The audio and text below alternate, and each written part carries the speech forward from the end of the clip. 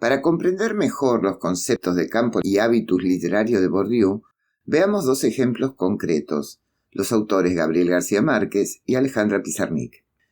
Gabriel García Márquez operó en un campo literario dinámico y globalizado, especialmente durante el boom latinoamericano, en las décadas de 1960 y 1970, un momento en que la literatura latinoamericana ganó prestigio internacional. Este campo estaba estructurado por agentes e instituciones, editoriales como Sudamericana y Seix Barral, revistas como Mundo Nuevo y críticos influyentes como Ángel Rama jugaron un papel clave en la promoción del boom. El mercado literario internacional, especialmente en Europa y Estados Unidos, buscaba narrativas exóticas pero accesibles, lo que favoreció el realismo mágico.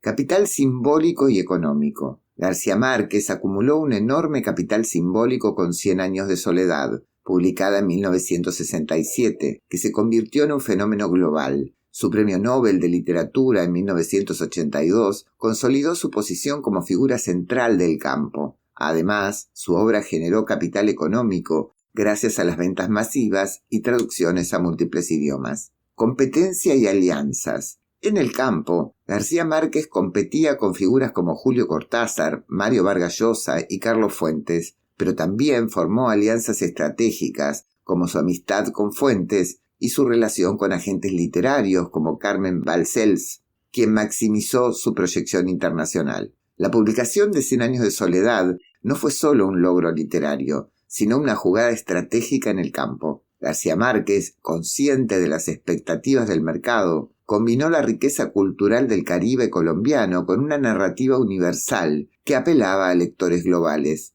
Su capacidad para navegar el campo, publicando en editoriales prestigiosas y participando en eventos literarios internacionales, lo convirtió en un autor canónico. El hábitus de García Márquez se formó a partir de su crianza en Aracataca, Colombia, su experiencia como periodista y su contacto con la literatura modernista y el folclore caribeño. Todo esto influyó en su estilo y su posicionamiento. Sus raíces culturales, su infancia en un entorno rural, impregnado de historias orales y mitos, moldeó su inclinación por el realismo mágico, donde lo fantástico y lo cotidiano se entrelazan. Por ejemplo, en 100 años de soledad, el pueblo de Macondo refleja su experiencia personal, pero elevada a un plano mítico universal. Su trabajo como periodista en El Espectador y El Heraldo le dio un sentido práctico para narrar historias accesibles, mientras que su lectura de autores como Faulkner, Kafka y Rabelais enriqueció su estilo experimental.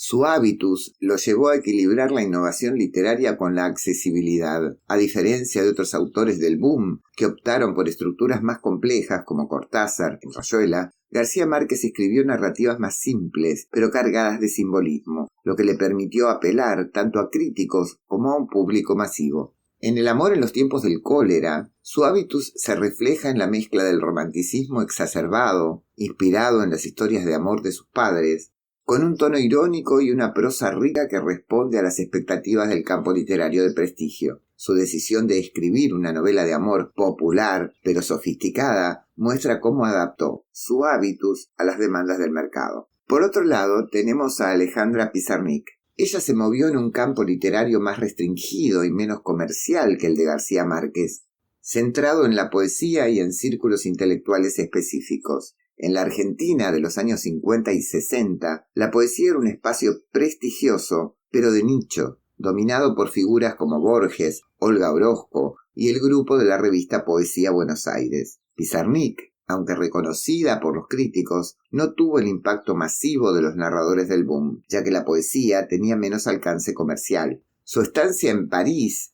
entre 1960 y 1964, la conectó con el surrealismo y con autores como Octavio Paz, quien prologó Árbol de Diana, de 1962. Este contacto le otorgó capital cultural, pero su estilo introspectivo y fragmentario no se alineaba con las tendencias dominantes del campo, que a menudo valoraban una poesía social o comprometida políticamente. En vida, Pizarnik acumuló un modesto capital simbólico, gracias al respaldo de figuras clave como Octavio Paz y Enrique Pezzoni. Tras su muerte, su obra fue revalorizada, especialmente por movimientos feministas y lectores interesados en la poesía confesional, lo que la convirtió en un ícono.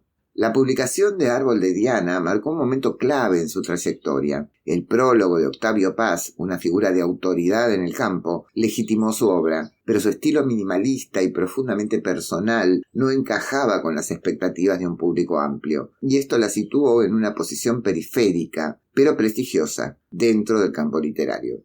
El hábitus de Pizarnik estaba marcado por su identidad como mujer, hija de inmigrantes judíos, y su lucha personal con la salud mental, lo que la llevó a una escritura obsesionada con el lenguaje, la muerte y la identidad. Su infancia en Avellaneda, su sensación de extranjería cultural y su contacto con el psicoanálisis, especialmente con Lacan, forjaron un hábitus introspectivo y autocrítico. Su escritura era una forma de explorar su alienación y su relación con el lenguaje, como se ve en poemas como Solo un nombre, Extracción de la piedra de locura.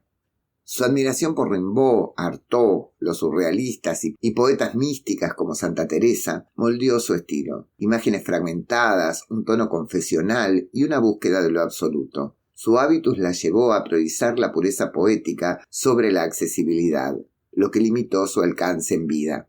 Pizarnik era consciente de las dinámicas del campo literario y buscaba la validación de figuras influyentes, pero su hábitus la hacía reacia a comprometer su visión artística. Esto se refleja en su rechazo a escribir poesía política, a diferencia de sus contemporáneos. En su poema En esta noche, en este mundo, de Los trabajos y las noches, de 1965, Pizarnik escribe: «Las palabras no hacen el amor, lo deshacen». Esta línea encapsula su hábitus, una obsesión por el poder y los límites del lenguaje, un enfoque que la distinguía en un campo donde otros poetas, como Juan Gelman, optaban por un compromiso político más explícito. Mientras García Márquez ocupó una posición central gracias a su capacidad para combinar innovación con el realismo mágico con accesibilidad, lo que le permitió acumular capital simbólico y económico. Su obra fue un fenómeno global, respaldado por editoriales, traducciones y premios.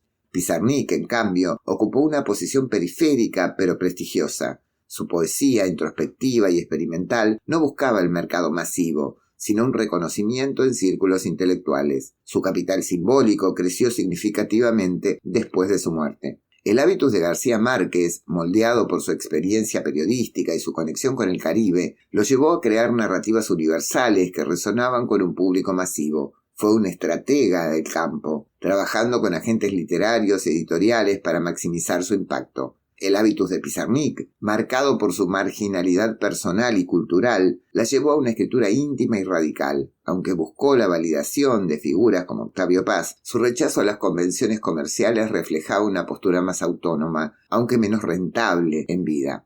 García Márquez es una figura canónica, cuyo realismo mágico definió la literatura latinoamericana. Su legado es global, con 100 años de soledad como un hito universal. Pizarnik es una figura de culto, especialmente para lectores interesados en la poesía femenina, la introspección y el lenguaje experimental. Su influencia crece en movimientos feministas y estudios de género. Pizarnik encaja claramente en el polo autónomo del campo literario, ya que su producción poética priorizaba la experimentación estética y la exploración personal por encima de las demandas comerciales o las expectativas de un público masivo. Por su parte, García Márquez se alinea más con el polo heterónomo, ya que su obra, aunque innovadora, estaba diseñada para resonar con un público amplio y responder a las dinámicas del mercado literario internacional.